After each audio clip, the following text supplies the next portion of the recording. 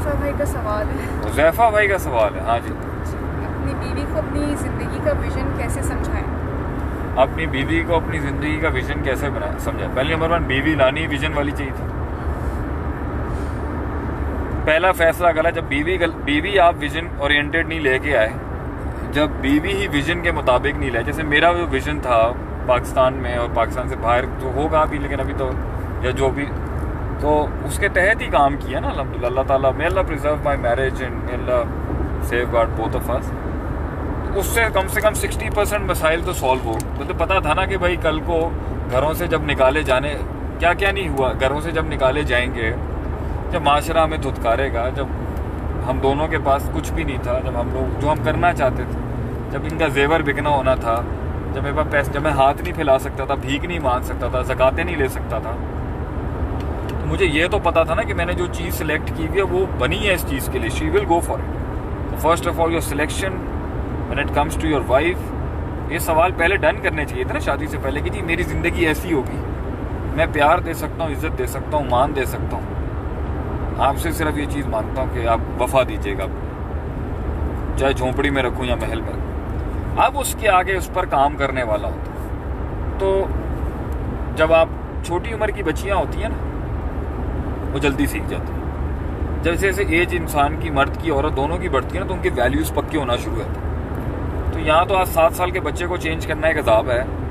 तो आप जब किसी भी बड़े एज के इंसान के साथ रिश्ता जोड़ते हो ना, तो मुश्किल होती है बात समझाना, मर्द को भी औरत को भी। मैं बायस नहीं हूँ यहाँ पर औरत के लिहाज से, please don't take me wrong. छोटी उम्र में बच्चों की जब शादियाँ हुई होती है ना, तो दोनों बड़े फ्लेक्सिबल होते हैं एक दूसरे के साथ चलने चलाने के। इस्लाम भी कहता है शादियाँ सेंसिबल एज में होनी चाहिए, मगर ऐसा भी नहीं हो कि वो बिल्कुल ही कुछ कमाता वमाता ना हो। ये बहरहाल ऐसा भी नहीं है कि वो कमाने तक 28 साल तक ले जाएं और शादियाँ हो जाएं, तो साइकोलॉजी इतना पक्की हो जाए, इसलिए तो आजकल ये मैरिजेस चलनी नहीं। तीसरा तरीका होता है कि आपने उसको, अपनी बीवी को अपनी साइकोलॉजी पे लाने के लिए, किसी इंसान को भी लाने के लिए कुछ साल होते हैं जो मोहब्बत के, प्यार के, और हर मोमेंट पे वेट करना होता है उसको समझाने के लिए। देख लिया।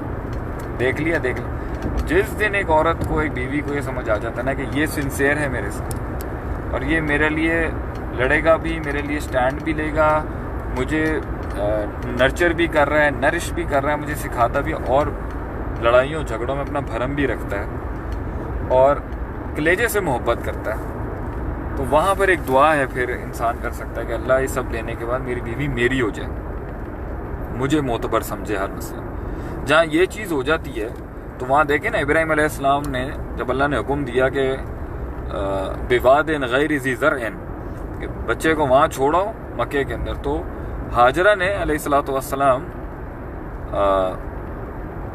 उनसे पूछा कि अल्लाह अमरा का, क्या अल्लाह ने आपको कहा है इस काम का? तो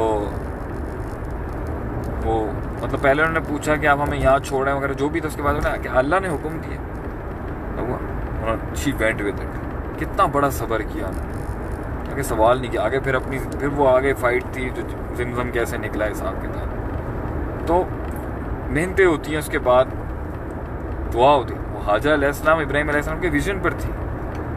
इसी तरीके से फिर, और अगर वो उसको फिर ग्रेटनेस, सबसे बड़ी चीज़ जो लोग कंपनीज में भी नहीं करते, ऑर्गेनाइजेशंस में भी नहीं करते, इदारों में भी नहीं करते, मुल्क में भी नहीं करते, हुकूमत में भी नहीं करते और घर में भी नहीं करते, एक विजन को रिपीटेडली मुख्तलिफ, अल्लाह ने हमें एक बात कुरान और हदीस में कितने एंगलों से समझाई हुई है, तो आप भी उसको 50 एंगलों से समझाएं और बार बार सोचने से ग्रेटनेस पैदा होती है उस कॉन्सेप्ट की।